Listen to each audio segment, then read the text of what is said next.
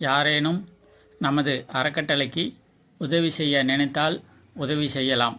வரி விலக்கு உண்டு. திருச்சிற்றம்பலம்.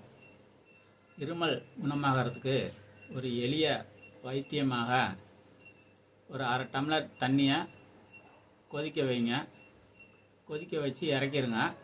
ஒரு ஸ்பூன் கல்லுப்பு போட்டு கலக்குங்க.